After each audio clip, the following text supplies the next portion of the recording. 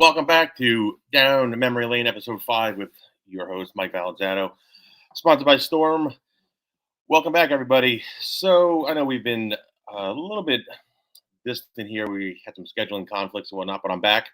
And this one, actually, a lot of people reached out to me and said this is a topic that people wanted to hear about. So I said, well, we're going to talk about the great Mark Roth. I want to talk to people that were there with Mark, when he was out on tour in his career and his life and whatnot. And I said, well, who would be the ones that I could sit with and chat about Mark for about an hour with? And there's only one guy I could think of, PBA Hall of Famer, Player Services Director. And, I've been very fortunate to meet a lot of great people in the bowling world throughout my life and whatnot. And Larry Lichstein is definitely one of them. So Litchy, hey, buddy. One of my favorite all-time people. Well, thank you, Mike. It's an honor to be with you. I was kind of surprised when you called me, but I said absolutely. Again, I want to thank you. To be able to talk about Mark Roth for me is a very special honor. My first time I saw Mark was in March of 1970 in Manhattan at the Madison Square Garden Bowling Center around the middle of March, 55 years ago. And we became best of friends shortly after that. And, of course, I was there to watch a performance that I don't know how to describe it because the game is so different today. It's uncomparable to today, what I saw back then, simply because of the equipment, the amount of weeks we bowled, who we bowled against, the formats, the game that it was back then, which is in no way a knock of today's game, and I want to make that very clear. But it was different. We all know that. Where do you want me to start? Well, we all know Mark transformed the game, right? And I got a feeling this is going to be like maybe a 2 or 3 part thing. Now, this is going to be like part 1 today, I think, right? Well, keep in mind, I was there for his first event. I was the touring player. And I also saw him before he bowled his first PBA event. So I'm going back.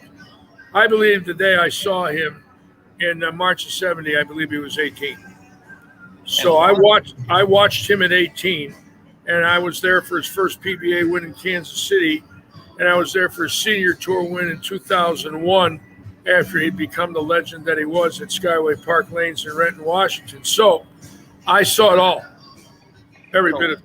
What I've been, and this is what I'm going by what I've been told. I don't know how accurate this is, but I was told that Mark went out on tour and did not have success right away. No, he did. He was wild. He was inconsistent.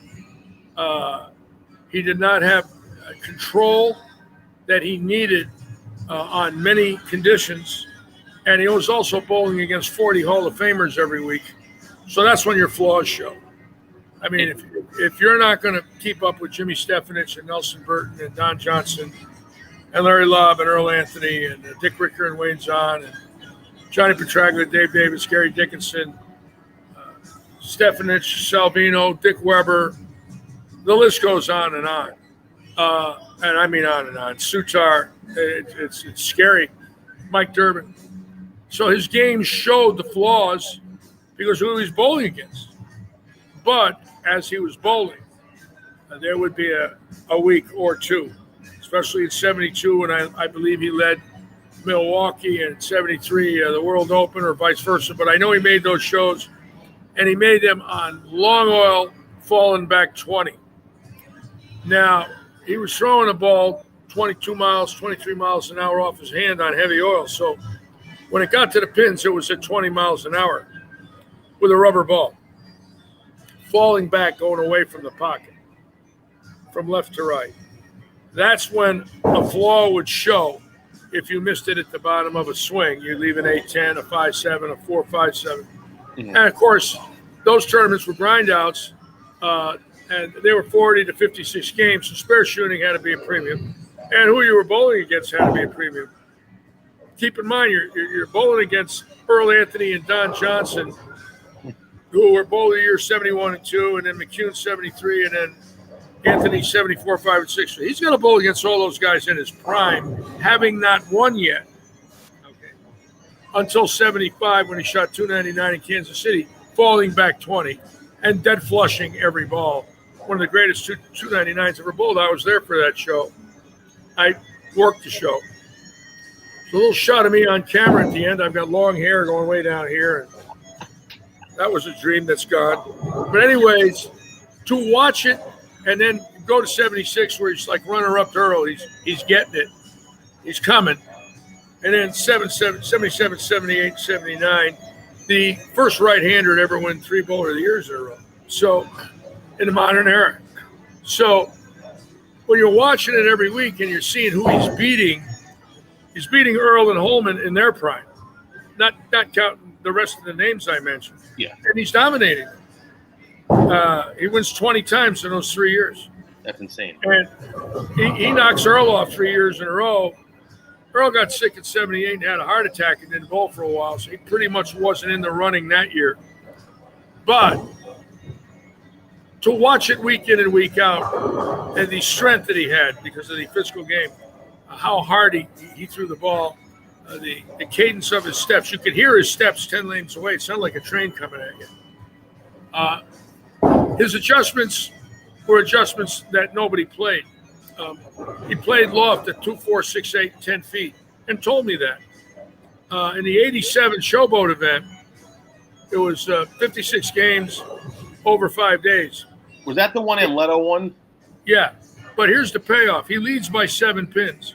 It's Friday night, and I'm getting ready to drive the 18-wheeler to Dallas. So I'm loading everything up. I got to get the banners out of there, get the press shield up, hang the top 5 finalist banners, leave just the minimal amount of equipment for the tournament director and the press. And then I've got a 48-foot box loaded that's got to be in Dallas Sunday morning at 9 for the Junior Pro-Am. He led by 7, and he looked at me and said, Litchy, I never missed a makeable. 56 games in a 72-lane house over 5 days of bowling. And he led by 7, and he lost on TV. But that was Mark.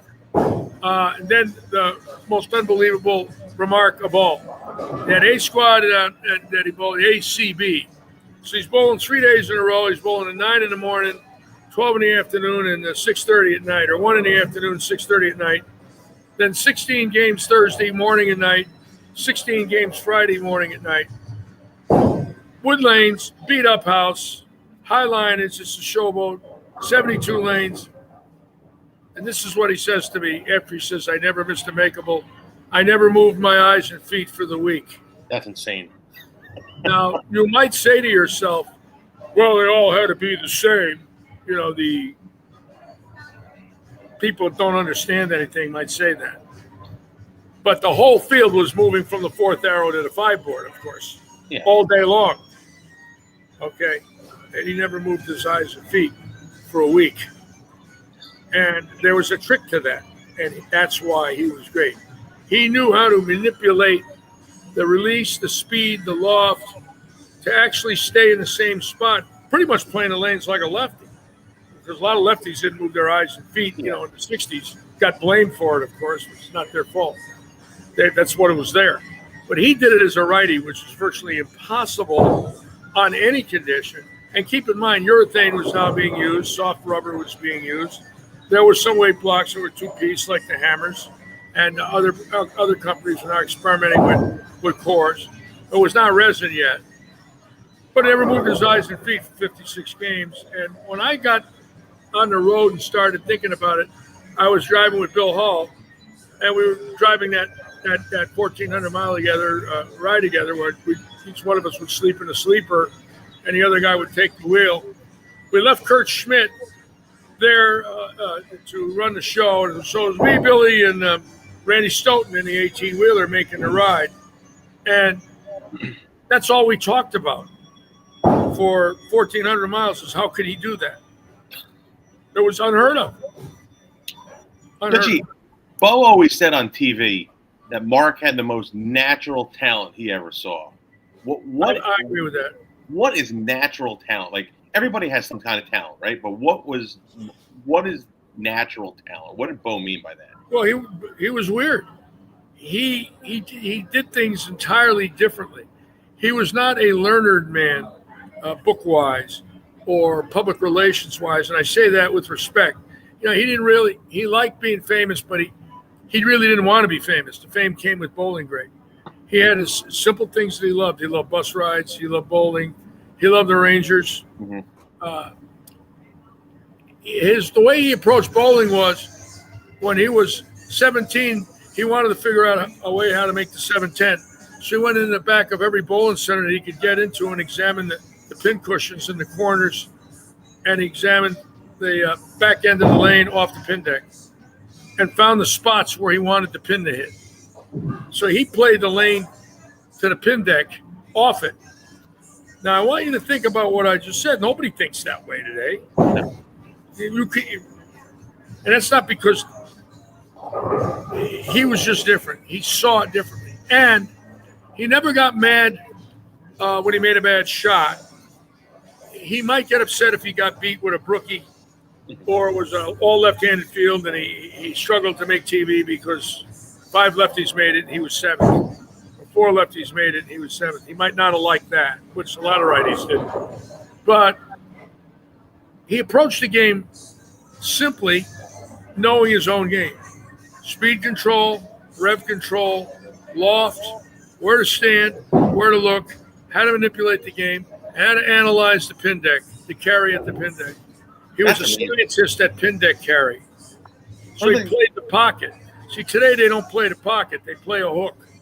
In the old days, you played the pocket because you didn't have track flare. You didn't have what I call a buying hook, by sticking a weight block in a spot, which is going to flip it over on the back. These were all pancake weight block bowling balls. If they had a light bowl in them, that was it. They're very low diff, low RG balls. Very little track flare. This track might have been a half-inch tops in width. Today, in one rev, it's a half-inch. So you said something about the all lefty show, and we've seen a couple of those. So there were 4 or 5 of them. Yeah. So I was told this. I want to say Joe Firpo told me this. Yeah. And most people don't know this. Mark was a good left-handed player too. He threw the ball. Yeah, he shot 300 with both hands. He might have been the first bowler to do that. So I know Jakes did that. Jakes was from my era. I know Dennis did that, but Mark might have done it first. But Firpo told me there was I want to say it was Cleveland. I don't remember the year, Litchy, but I want to say it was Cleveland where the left was just slotted and the left had it. Yes. And Mark pulled the last 8 games left-handed, and he almost made the show. He might have. I don't remember the rule, but he might have. There was in the 24-man fund. We had an all left-handed 16 when I won, and there were several that were 9 and 10 and 11 back then. But when we went to 24 games of match play in the summer of '71, the 16-game finals was over, where you bowled all 16 on Friday. We now went to 8 on Thursday night and 16 on Friday. There was a couple that had 17 or 18 finals in it. One was at Carolier. One was at Carolier one year, and that was we were shocked by it because by then we had pretty good documentation of lane maintenance. It was one where the guys got fooled. They miscalculated, and we had a few of them. Cleveland, I recall, there might have been one in Grand Prairie like that where there was 5 lefties on TV. It happened, but in Roth's case, that's the only time he might have got a little upset. He never allowed the left side to bother him. He didn't care. He loved Earl. He wanted to bowl Earl. He loved Johnny. Johnny loved Mark. They wanted to bowl each other for titles, and they did. Well, they grew up together, bowling all the action in Brooklyn. Well, they were New York's best and always will be. You throw in Duck Kent, Tommy Baker, Mark, Johnny, and then obviously a host of others, Ernie, Mike Lemongello, and Mike Newman. The list goes on and on and on. There's great players out of New York, but back then it was Mark and Johnny. And Lemon had left in the late '70s. Lemon was great. He was out of Long Island. He was supreme player. He loved Mark. He was fascinated by Mark. All the righties were fascinated by Mark because of his dominance. So everybody wanted to be Mark. It seemed like all the righties wanted to do what Roth did. But, well, they couldn't beat him with tight back ends and heavy pins. They couldn't. They knew it too. His ball hit the pocket. He got messengers when the only messenger in the world was your postman delivering you a letter with it said message on it. Nobody knew what a messenger was. He got messengers with rubber balls. And people were going, did you see that? We didn't even know how to describe it because nobody knew what it was. And Petraglia might have got him occasionally because when he was a kid, he could flat lay on it. Mm-hmm. There was a few that could catch it. But Johnson didn't get messengers. Burton didn't get messengers.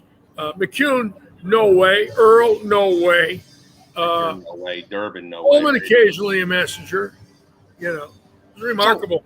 So, people think that Roth was like, the big rev guy, but you just said Holman. Holman hooked it more than Roth. Roth had more power, but Holman hooked it more, didn't he?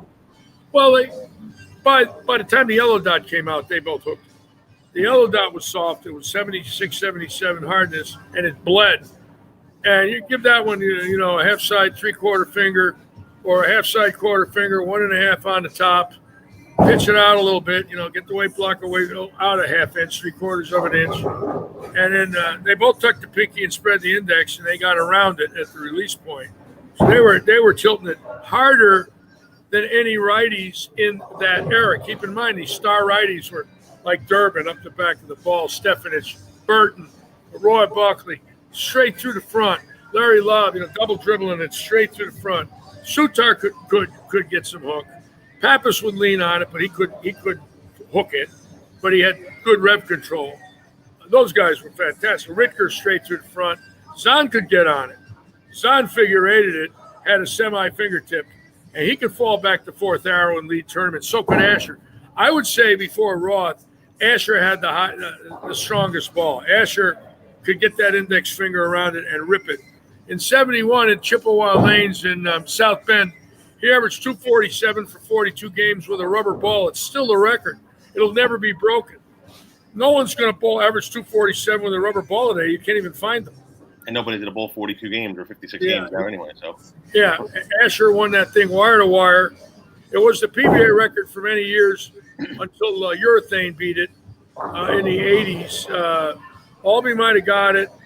Somebody might have got it with Urethane. Maybe Tom Baker. Tom Baker got it in 81 in Denver with the black angle. He set the 42-game record.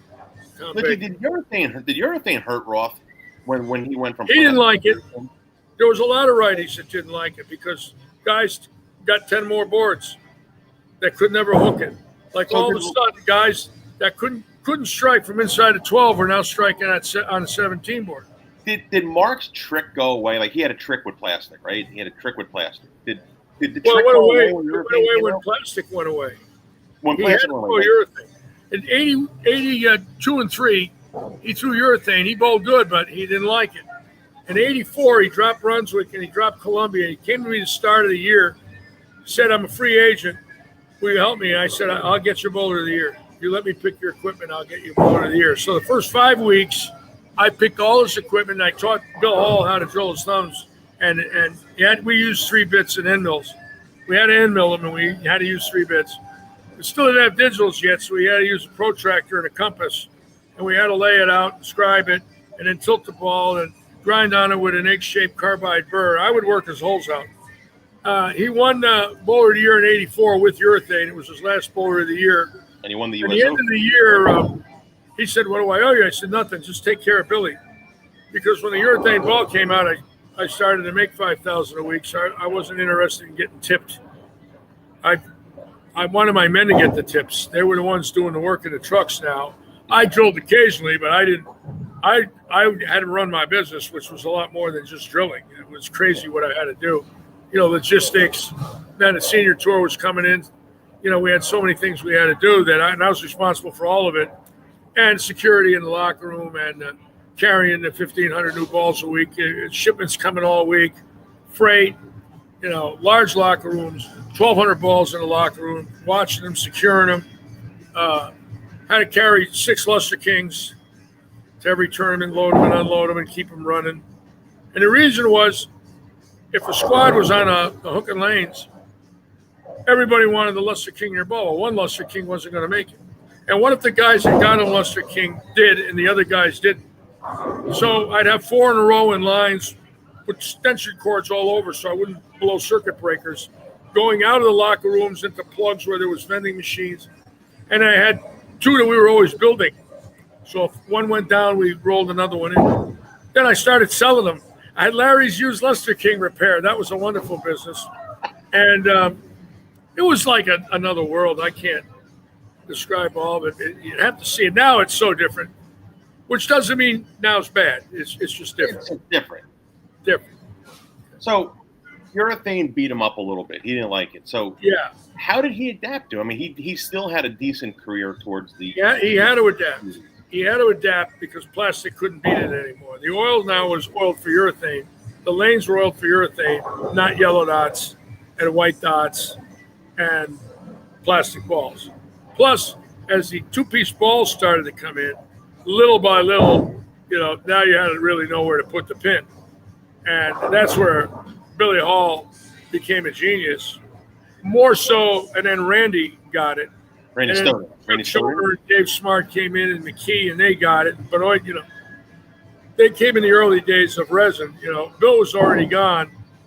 Smarty was with me, and then he went to work for Columbia. But Chuck Schomer and Randy were great mappers, great drillers, very wonderful people. God bless Randy Stoner. That's another guy. Chuck's another guy that we're going to get on to talk one day. I want to. Oh yeah, he was great. I'll tell you one thing about Chuck. The only reason I didn't hire him is because he came from Louisiana. I didn't think he knew anything. But he filled out a resume. He was drilling balls at Don Carter's and Kenner. And I remember thinking to myself, he's got no experience. Kenner, who bowls in Kenner? So I look for guys that came from strong bowling regions that had a lot of education. Like As it turns out, like New York or the Midwest or whatnot, obviously. Say it again? Like our like the eastern region, like New York and New Jersey, like where there's a lot of bowling. That's what you were looking for. Yes, exactly. I also get recommendations. Like Wayne Webb recommended Dave Smart. And Bill Hall and I brought him out for a few weeks. And then we were going to evaluate him and decide whether or not he was going to be the guy to replace Billy. And we chose Dave. And then I brought Chuck out. Chuck and Billy and Randy and Dave were, I'm not going to say the best because Art and Rick were great, but they might have been the best I had, only because of their longevity and the way they handled things. They were very unique people. Bill Hall and Randy Stoughton, between them, missed one day of work in their tenure with me. One. Billy said he never missed a day. Yeah. Litchy, do you remember Roth's grip? His specs? Yes. Yeah, I think I do. How bad was his thumb? I mean, you did mention it, but how 4 bad? 9/16 on the middle, 4 7/16 on the ring.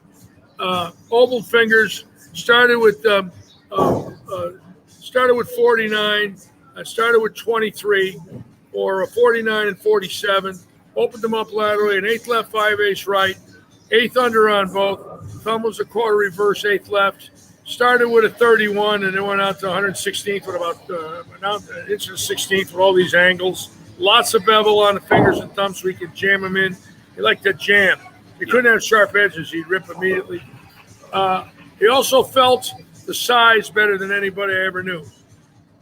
When I first started drilling his balls, and he made me work them out, so it was an hour a ball. It drove me nuts. When I first started drilling his balls, the first two, he said, they're garbage. I can't throw them. I wanted to go to bed. I said, Mark, you're driving me nuts. I got to be in the locker room at 7. Well, I need a ball, Litchy, for tomorrow morning. The third one I got, and he come in the next morning, he went 289, 289, 279, when he went 33 strikes and three 10 pins. First ball I ever drilled him. That was ball number 1. It was like, come on. It can't be that he's that good. It can't be. Fresh oil, morning block, 840 or 857 with 3 10 pins. And he never missed a spare. He was arguably the best spare shooter out there. He never missed it. Was he played the 710. He had a method for the 710 in AMF houses and Brunswick houses. Played them differently. How's that? You know anybody that played the 710? No. Nowadays, there is a way to play it. Throw it 25 miles an hour like Askew and the righties, that can now get on that 7-8 on the left, the smart ones, and kick it around that way. the old days, they went at a cross alley like Roth did in Oakland. He went from left to right at the 10-pin. Now a lot of them pop the 7-pin and get it, which I like. I've seen Barnes do it, EJ do it. The kids today, and of course, Barnes is a veteran, EJ's a veteran. They're gifted in this environment. They're all gifted in this environment. Belmonte is beyond words. Beyond words. So I want to go back to Mark. Like, let's go into the resin off. So he adapted with urethane. He was unheard of for a good part, like the beginning of the '90s, right? Like, you didn't hear about Roth. He was like kind of fell off the map, right? They could stay up with them now. The guys that got resin in their hand could play where Roth played. They never could. When the balls were weak, he was 5 boards left of everybody. Or if he was in the track, they couldn't beat him in the track when he could keep it in the track. The off hits were from another world. His pocket was wide because of his rev rate. Did resin help him, or did resin hurt him? Oh, it hurt him tremendously. It gave everybody track flare and hook. All you had to do was get that weight block in the right spot and flip over. He didn't need that. He could do it with his hands. Even as he got older? He had to throw it, and he certainly threw it great. He won on the Generations Tour. He won on the PBA Senior Tour with resin. He won in Canada. What's that? He won in Canada. That was his last. He won in Canada with resin. Yes, he did. He won maybe with I don't know. GTB wasn't resin. He won with something in Canada. He won with a purple quantum. One of the T zones of some sort or something. It was a quantum. He won with a purple quantum. He won with quantum. Yeah. The great righties, did not need resin. It was the people that couldn't get in. I think Litchy froze here. A week, and I'm not going to say this to knock Walter Ray. When resin came in, they gave him another 7 boards left. He could hit the pocket from 20, but he'd leave more half tens in the field. That ball bounced off the pocket before resin. So he was so good, he could play outside the track to the right line, drive it, and then he had entry angle with urethane, and he could beat anybody when he had entry angle. But when he had to get way in and swing the third arrow, he placked a lot of 10s, a lot of 7s, or with a late 5-pin. He couldn't beat the guys that flat leaned on it when they were in. He did not win from in. He didn't win from the 4th arrow. But when resin came in, he could get in, cup his wrist, float it a little, and get it to hit. Walter Ray is a genius with the adaptation of rubber, plastic, urethane, and resin. A genius at it. That's why it lasted 45 years. So I have another Mark question. So I put up a picture yesterday on one of our Facebook groups of Dave Ozio. Yeah. Throwing one right of 5, and arguably the greatest player to ever throw a right of 5. He was fantastic off the gun. Agreed? Say it again. Hey, Dave Ozio, one of the best ever throwing it off the gun. Oh, anywhere on the lane. Okay. The lane didn't phase him from 25 to the 1 board. Fantastic. Could Roth get to that part of the lane? I never saw Roth playing like that. No, but he had to swing the ball. Ozio could go 2 to 1. Roth could. Roth could go 7 to 2. He could lay it down on 10, wind on it, hit the 2 board way down the lane, but he couldn't go up the gutter like Dickinson or Acosta or Ozio. Those guys could go 2 to 1. Burton 2 to 1. Lay it down on 2. That center of the ball that laid down was 2 inches from the gutter. The center of the ball that laid down, 2 inches from the gutter. Roth never could do that. Too much power through the front. He had to push it to the right like they do today when they're playing the 2 board. Sometimes they're laying it down on 15. So Roth didn't have that game in his bag. He never needed that game in his bag to play 2 to 1. He never had it. He never. Well, he had every angle covered. The '77 World Open, he went 5 to 2 all week, 5 to 3. Led the tournament, and Holman beat him on television. Played out all week outside of 5. Laid it down on 5. He had to have a little room to the right because as hard as he turned it, the ball had to come off his hand and go to the right. the guys up the back of the ball bumping their swing could go up the gutter, getting their swing away from their body. Roth was behind his back, shoulders open, so he had to lay it left and throw it right. Litchy, everybody said Roth was the greatest guy in the clutch. Is he the best one you've ever seen for the money? Well, Salvino once said to me, who's the best bowler in the world? And this was during Johnson still was considered, one of the best in the middle 70s. And I said, I don't know. Maybe it's Don. Maybe it's Mark. Maybe, I don't know, but maybe it's Earl. And then Salvino's logic was from another world. He said to me, if you had to pick somebody to throw one ball for your life, who would it be? I said, Mark Roth, if he strikes for your life. I said, Mark Roth. Then that's the best bowler in the world. I said, yeah, that is the best bowler in the world. One ball for your life. Pick him. I'll pick Mark Roth. Ice water in his veins, and he never flinched when he needed. When everybody always says he was the guy, you didn't want him up there. I would say Roth. Anthony was not good needing one strike. Don't get me wrong, because he always led by 500. But in championship matches, there are many. Keep in mind, statistics also enter into the fact. Anthony had 43 firsts and 44 seconds. He bowled for the title 80 times. That's amazing. Yeah, he also had 44 thirds. He was first, second, or third for 120 tournaments. Here's a question for you. So Roth, 34 titles, only had one major, right? Only won one major. Yeah. Why did he never have success in the majors? Because he always got beat. Now, the fluke was when Neil Burton beat him. Roth led the Masters in 80 in Louisville. Neil Burton could only play one angle, yanking 5, and I mean dead yanking. This ball was a knuckleball. Okay. Deadly accurate, like his brother. 0 revs. And Neil come up the ladder and beat his brother and beat Roth to win the 80 Masters, which might have been the greatest TV performance ever because he had never won on TV. So, but Roth had, I would say, made TV, well, I'm going to say from 75 on to 95. Let's take 2000. Let's take that 25-year run. He had to make the TV show in 30 majors. Okay. And was 4th or 5th or 1st, 2nd, or 3rd, whatever. But sometimes guys that are great don't have great numbers. For instance, Francois Lavoie is great.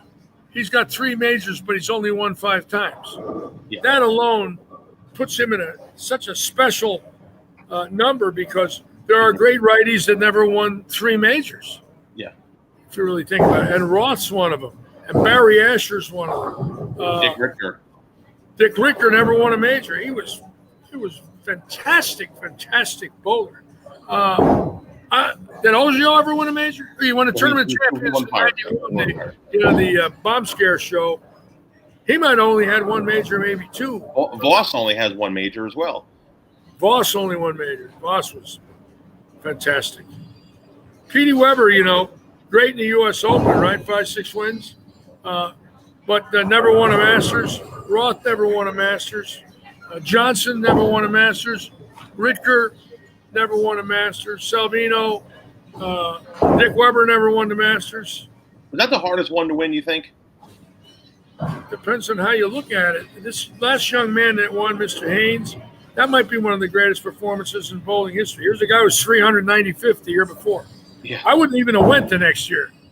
I wouldn't have wasted my time if I was 395th. I'd rather stay home and go golfing. That guy, for whatever reason, could put his shoes on again, and he wins after probably a performance that would make most guys want to quit. Mm-hmm. That's very special there. You look at strictly numbers, from 395th to 1st in 1 year. Well, I want to get back to Mark for a second. So I have a Mark story. So my first ever regional I bowled was in Jersey Lanes in Linden, New Jersey. Yeah. It was about 2 weeks after I graduated high school at 18, and I crossed with Roth. I'm going to see if you know these 2 guys. Steve Stein. I know Steve Stein. And a guy from Rockaway, New Jersey named Al Jones. You know Al? Al who? Al Jones. Don't know the name. He was the partner with Ken Yakubowski in their pro shop. Al passed away a while ago. I don't know that. I might have met him, but I can't recall. So I crossed with those. That was my cross. And I did not go to the non-member meeting on Friday. Yeah. So I didn't know about the lane courtesy thing, double jump. Yeah. Well, I got Roth. I got Roth like twice. Yeah. And he wanted to rip my head off. And that could get him mad. Lane courtesy is very important to people that bowl for a living. Not only bowl for a living, but just in general. That was one of the rules that would get a lot of people mad. Double jumping, where two guys bowl the same lane and there's two guys waiting on each side, they can't get one ball in. Yeah. Or a guy, not only does he double jump, he leaves the ring at 10, he comes back, his ball comes up the ball, he picks it up and shoots at 10 and doesn't even look. Yeah. That's not good. I want to go, so I got Roth there, whatever the case was, but he was really he made it as an 18-year-old guy, very uncomfortable, right? And Mark always had that persona of kind of being the rough guy that goes, you didn't want to be bothered, but there's another side to Roth that people don't know. So what can you tell us about the other side of Roth? And everybody was a sweetheart and was very charitable. You got to have some good stories about Mark. And I know you told me one about your son, Michael.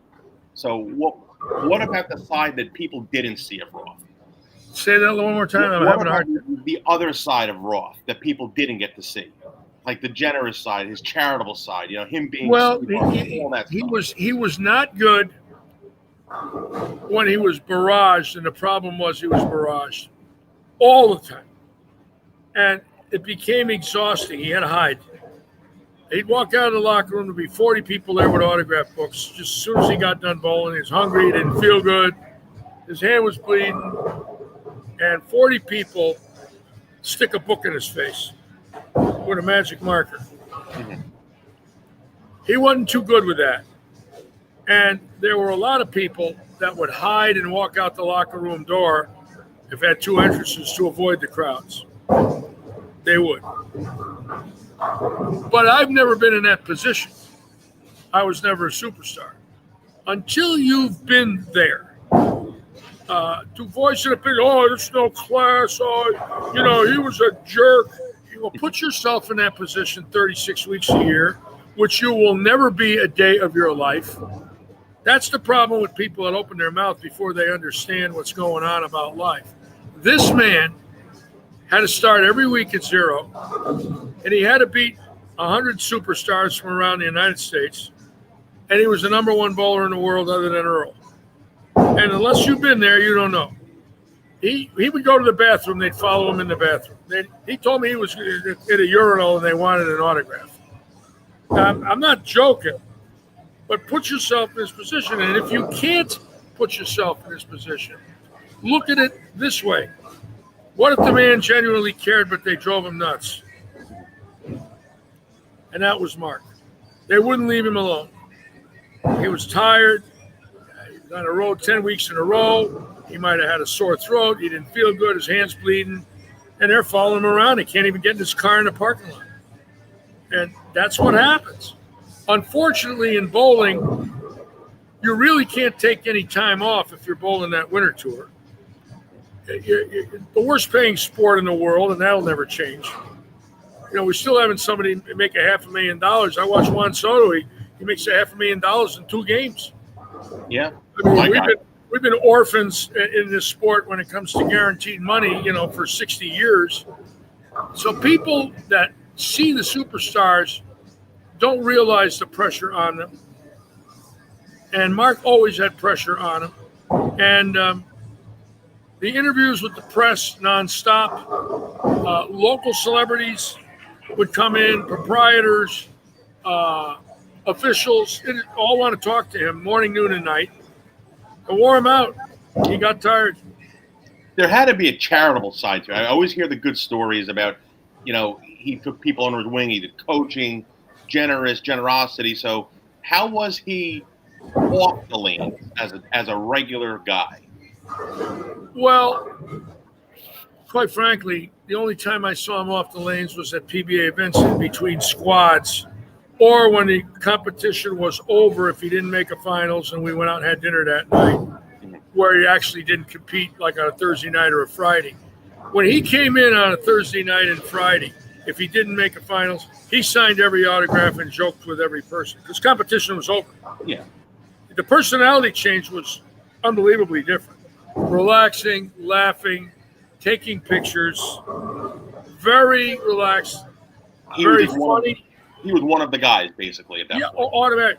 During competition, there was this thing that came over him. It was a war that he was not about to lose. Was he the most intense player you ever saw? Like focused, like intense? Is intense the right word, or focused, or determined? Is that I want to say there was a group of them that were focused beyond belief. Zahn Richter, Earl Anthony, unbelievable focus and concentration. Once he picked the ball up in his hand, the whole mind changed. When he picked the ball up in his hand, his whole mind changed. Is there anybody today that you could compare to Roth, like Roth mental game, like how aggressive or how intense he was? Well, I'm starting to think Tackett's got it.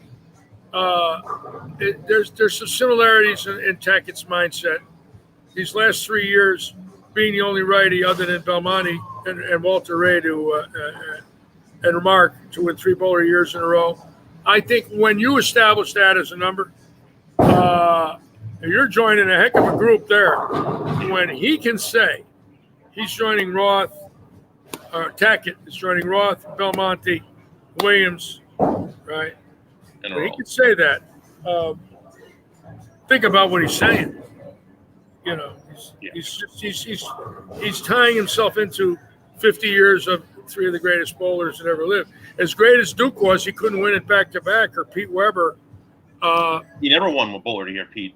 Yeah, I think Tackett's ability right now, if he wins bowler of the year this year, be the first bowler in history to go 4 straight. A lot of pressure on him. Yeah. I do think he's the one guy mentally that could do it. I think that Belmonte is obviously great and could be bowler of the year again, but he ain't winning 3 bowler years in a row again. I don't think his body can handle much more of this. And who knows about that? You know, he might not be talking. He doesn't want to give people a psychological edge. The way he bowls for the last 20 years, there's got to be things going on inside of him that don't happen to a normal bowler. He's going to be the first one we're going to know about because he's the first one that's done this 20 years. Yeah. And the wear and tear on that body two-handed is beyond comprehension. And we don't know anything about it. The doctors don't know. Nobody knows yet. He's the guinea pig. I hate to say it, that he's going to be the guinea pig. He's also so gifted and a wonderful human being. Yeah. Thank God we have him. So I like watching him. I enjoy watching him. So let's get back to Mark. I enjoy it. You had told me a story when we talked last week about his generosity and what he did with your son. Can you share that? He would do things for people out of the sheer goodness of his heart. I had a tour party in 1980 at my house in Suffield. I had one every year. I'd invite the whole tour. I'd have a caterer. And in the early days, I didn't do it. But later on, I had a drawing. If you were a touring player and you won a drawing, I sent you to Hawaii for a week. All expenses. And Weber, Wunderlich, and Tim Wiesbrod won it. The 3 years I did it, 3 guys with W's. Anyways, it's 1980. Everybody's coming over to my house. The party starts Thursday night at 7, and it lasts till Friday morning at noon.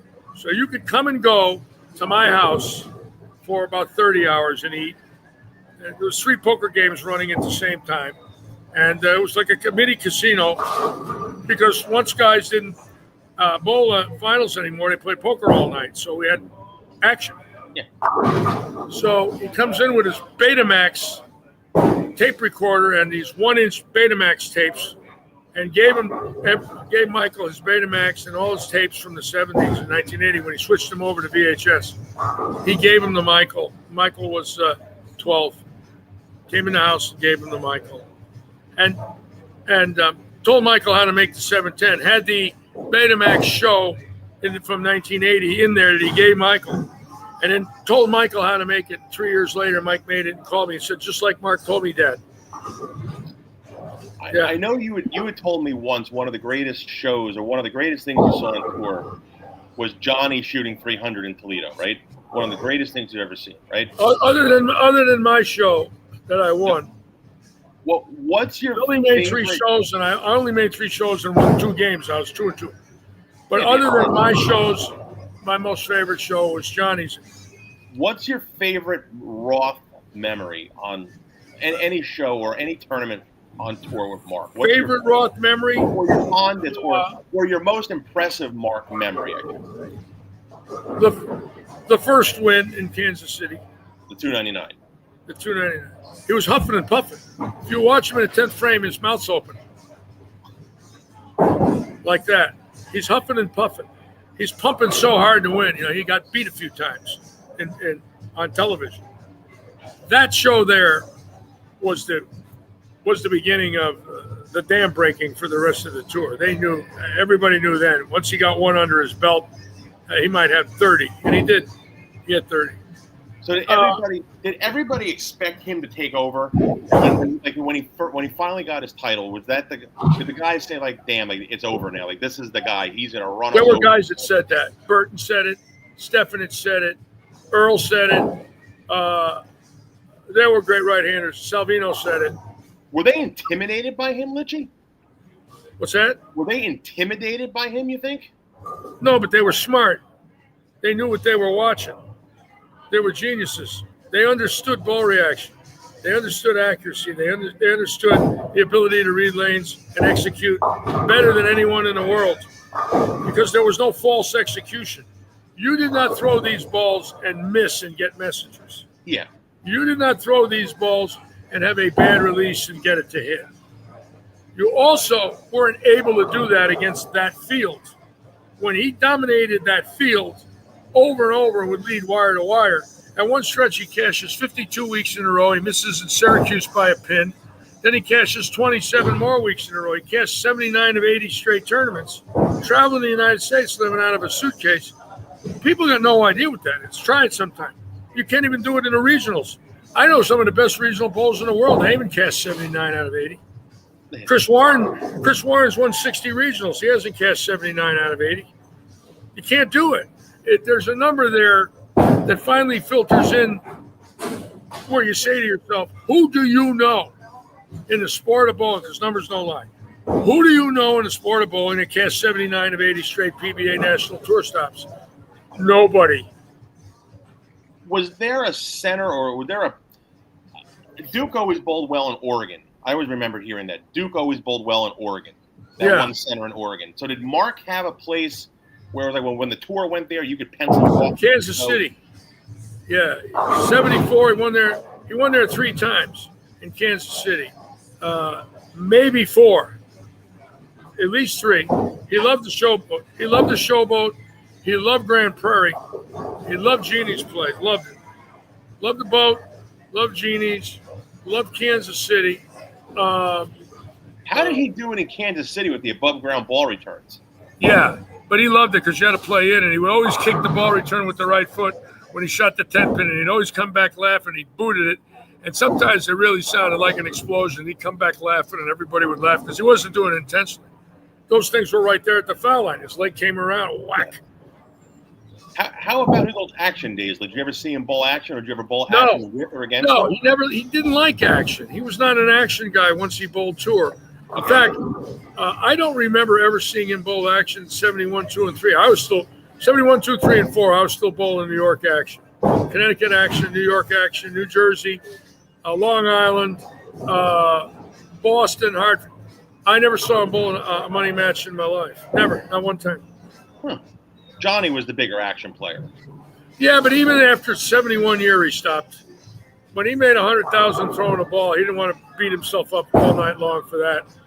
You know, that was a torture test, you know, to stay up all night and bowl for money and then try to bowl a week later. In my case, I had a wife and a kid. If I wasn't making the money on the tour, I had to come home and bowl action. It's one of the main reasons I quit bowling was I was so damn worn out after 5 years of bowling for a living, I couldn't do it anymore. So there are guys that still bowl on the senior tour now that are active, and I use Charlie Tapp as the example. Charlie's in his early 70s. You think Mark would have, if Mark was still alive and was healthy, obviously without his medical issues that he had, you think Mark would have still been active bowling on the senior tour through the later part of his life? Especially with the direction the game has gone in.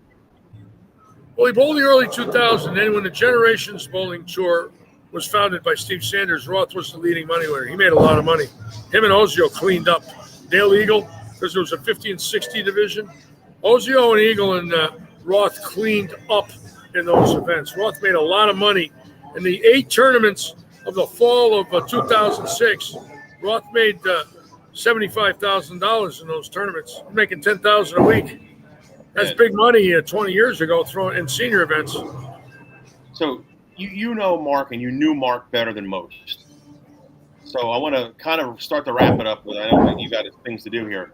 What would Mark think about the game today? His game now or the game? I'm sorry? The game now? The modern game, the two-handers, the equipment, the patterns. How do you think Roth would... Well, I want to be fair because he's not with us.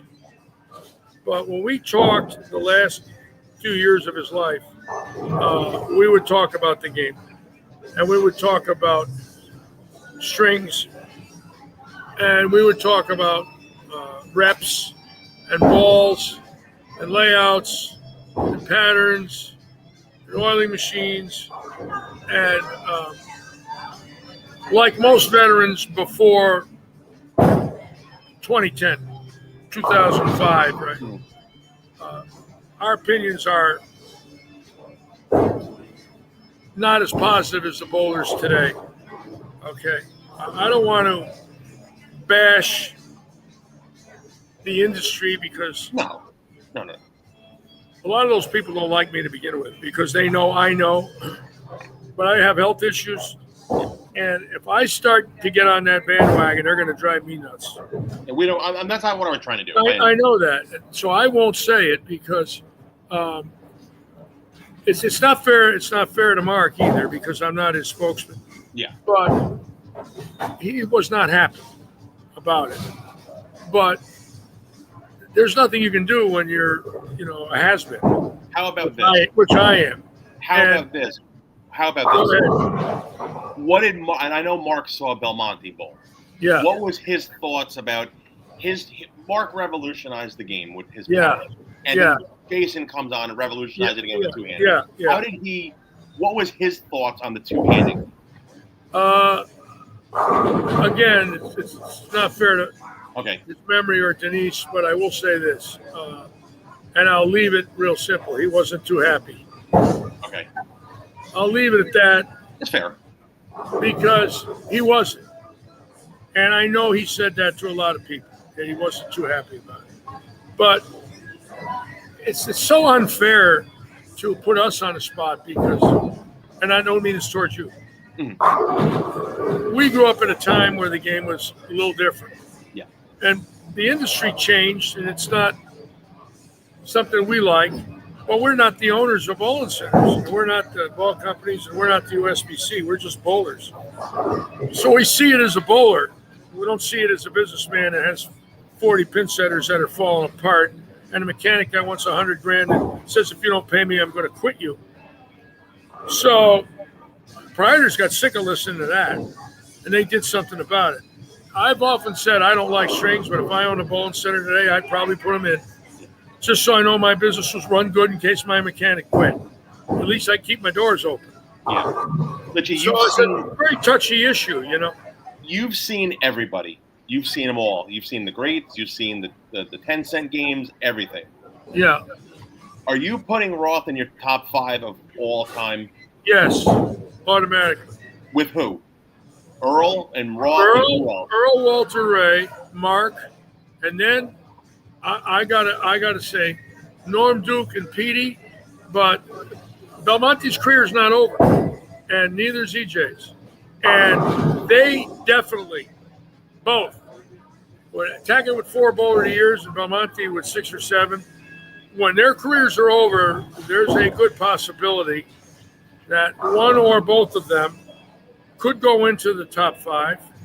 And I would say that if Belmonte got to 40 titles and all his bowler of the years and majors, at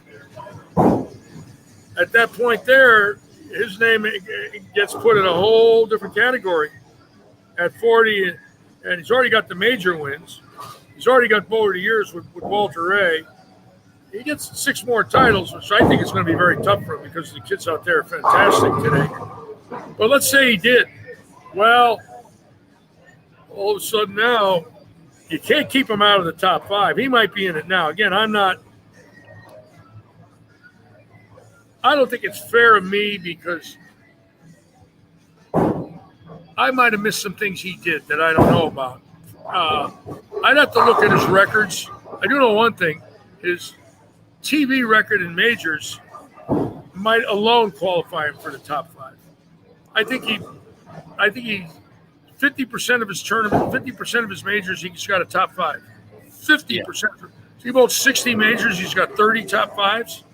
Yeah, his stats are the percentages are. Earl didn't have that, you know. Jonathan and I did that years ago. He was even with golf, like with Nicklaus and Tiger Woods. Jason was above those guys in the majors. I mean, those are guys that are, you know, I'm not saying a real athlete, but get more recognition than a bowler does. And Jason trumped those guys. I mean, that's unbelievable.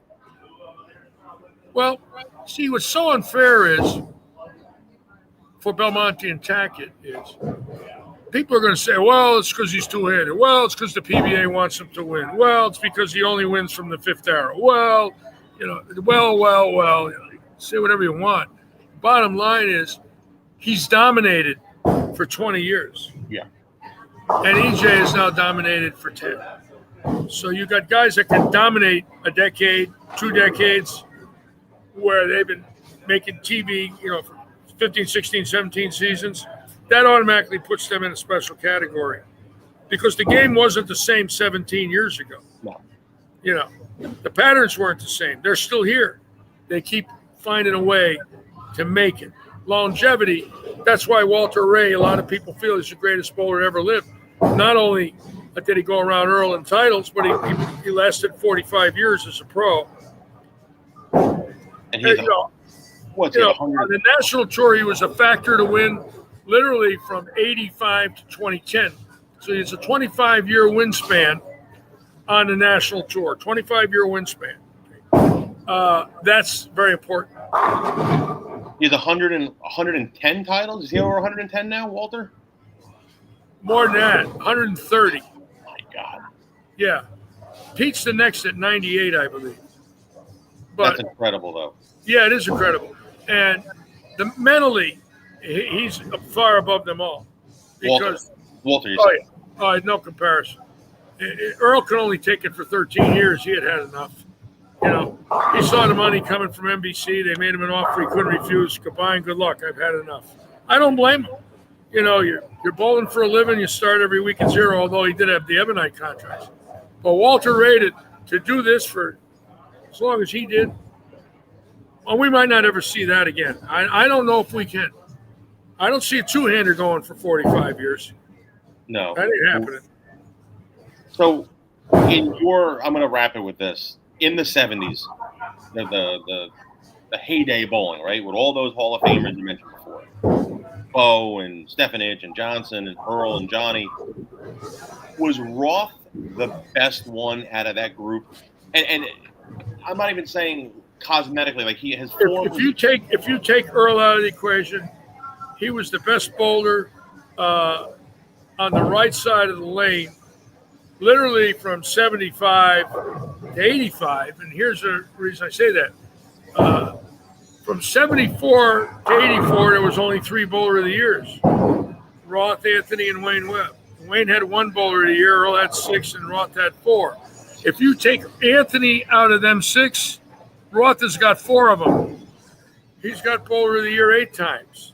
You see, that's the false part of Roth's record. Without Earl Anthony, he's got more bowler of the years than anybody. Yeah. Earl Anthony's the only reason Roth didn't have 8 bowler of the years.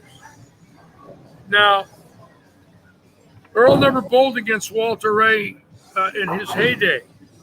Now, I'll put Walter Ray back in Earl's heyday, or Earl's going to own Walter Ray. Going to own him. Only because the left side didn't change and there was no resin. So Walter Ray didn't have left of the second arrow. And Earl had left of his second arrow. He had angle all the time. And when he got between 5 and 10 and could slow roll it into pocket, no left-hander could keep up with him, and no righty, because his moves were small. He could dominate for years. So Roth had to go against that when Earl won 75, 6, 81, 2, and 3. In Roth's prime, Earl won 5 bowler of the years. If Earl ain't there, Roth might have had 3 of those bowler of the years. Now he's up to 7. That's how close Roth came from being the greatest bowler that ever lived, Earl Anthony. He had to get beat by somebody. It was Earl Anthony. That was the only one who could beat him. And he didn't mind losing to Earl or losing to Marshall or losing to those guys. Earl loved Mark. Mark loved Earl. It was a rivalry that was built on mutual respect, admiration, and the fact that both of them were entirely different types of personalities, but they loved each other for their greatness because they knew what great was. Mark knew Earl was great. Mark knew. Earl knew and Mark knew. They knew about each other. They appreciated their talents. Oh, yeah. And the utmost respect for each other on and off. It's like I appreciate the guys that beat me when I was a good bowler, that were left-handed. I appreciate the right-handers that I knew I couldn't beat, and when I did, it was like, my God, I beat one of them. That was great, right? Because you knew who they were. You had to give them that.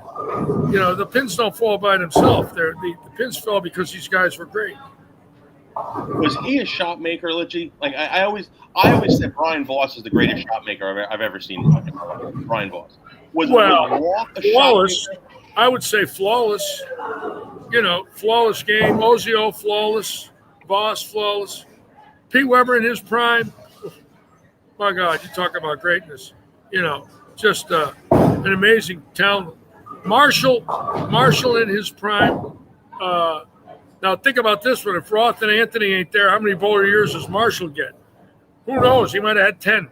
Yeah. You know, Marshall's biggest nemesis was Earl and Mark, and he did not like because Marshall's ego was different. He respected and loved Mark and Earl, but he also knew that they were going to win, 40 times in his tenure, 50 times in his tenure, 60 times in his tenure they won. With them not there, that could have been another 20 wins for Holman. I could go on for hours about this. I want to wrap it up. I know you got to get to work. I got to get back to work. I can't thank you enough. You're the best. You know that. I have the utmost respect for you. You're one of my favorite people in the world, Litchy. Keep in mind, what I saw is why I am who I am. They got me here. Okay, I was a good pro bowler, but they gave me my career when I became player service director. I cherish those years to be with them. I'm blessed because I still love what I do. I coach here, I live stream here, and I work that pro shop behind me now. And a 6-time titleist in that pro shop. I walk in here, I have 3 jobs, right? Today I'm with you. I mean, last year they were telling me I might die. I beat that. You know, my hair died, but everything else is pretty good. We need you to stay above ground, Litchy. What's that? We need you to stay above ground. You're one of the greatest people in the sport. I'm blessed. The game of bowling gave me everything I have in my life, my friends, my career, my dignity. It all came from bowling. If I didn't have this, I'm a very depressed old man. So this is giving me a lot. This bowling center here with Robert Eddy has given me something the last 2 years I can't put into words. You are one of the I work every day. I come to work as a pro instead of a spectator. You know? You're fantastic. And there's a 6-time titleist in that pro shop as well. People don't know about. Say it again? There's a 6-time titleist that runs that pro shop. Well, I got 6, but they're not titles. No. I got 6 Hall of Fames. Yep. That I'm extremely proud of. Again, a one-time titleist and 6 Hall of Fames. How does that happen? The guy who that's runs, crazy. That's some crazy stuff there. So I'm very blessed. The man who owns that pro shop has 6 national titles. What's that again? The man who owns that pro shop behind you has 6 national titles. He was 6-3 in title matches. He beat Walter Ray. He beat Petey Weber. He beat Ryan Schaefer. Ricky Ward, greatest bowler from Tampa to Naples. In this part of the country, there's a 160-mile run. He's the best on this side of Florida ever to set foot on a lane. And the best. Born right here. He's my boss. He has to pay me, the poor devil. Litchy, you're the best. Go to work. I want to keep in touch. I would, if you want to come back, I would love to have you back. The next one I want to do is anytime.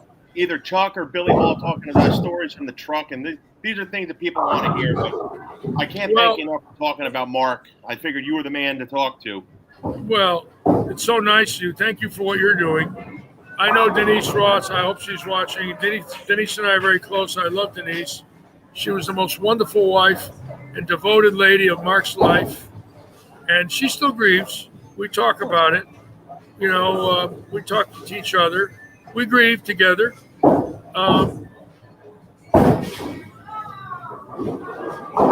His memory is very strong in my mind. The spirit's still there. I feel like it's there.